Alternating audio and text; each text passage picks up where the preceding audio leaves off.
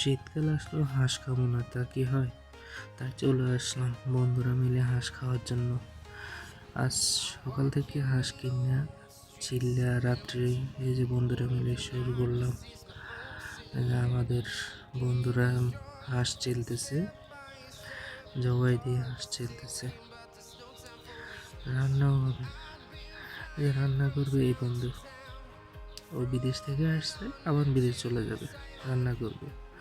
যে ভাতিজা আছে, ভাতিজাও হাঁস কাটার জন্য ব্যস্ত, সবাই ব্যস্ত, শুধু আমি ভিডিও নিয়ে ব্যস্ত।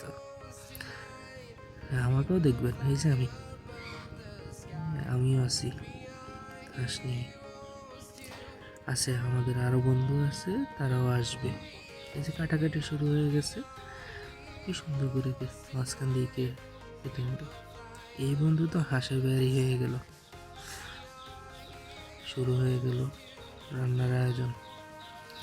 মশলার আইটেম দিচ্ছে, অনেক মশলা, অনেক অনেক মশলা। কত কি যে দেওয়া লাগে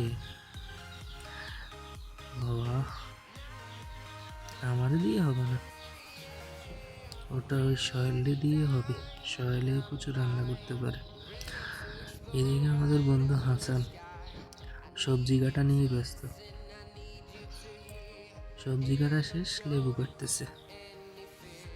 তার ভাতিজা আছে সাথে, ভালোই লাগতেছে। রাত্রে বড় ভাইরাও আসবে, আমাদের সাথে অ্যাড হবে খাওয়ার জন্য।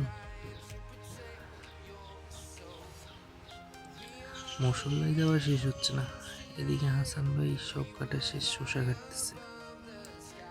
কত ব্যস্ত, কি সুন্দর করে মহিলাদের মতো শসা কাটতেছে।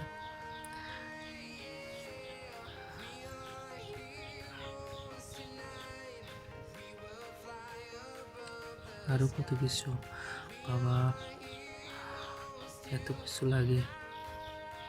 কিন্তু শীতকাল আসছে, এটা তো খাইতে হবে, তাই এগুলা করা।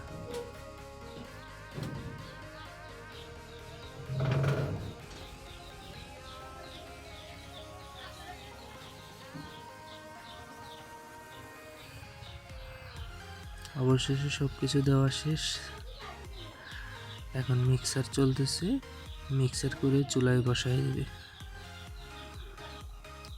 চুলায় বসাই দিয়ে অনেকক্ষণ অপেক্ষার পর শেষ হবে, তারপরেই সব কিছু শেষ। কি মিক্সার করতেছে রে, এই যে নিয়ে যাচ্ছে চুলায় বসানোর জন্য। দিয়ে দিল আগুনে বসায়া,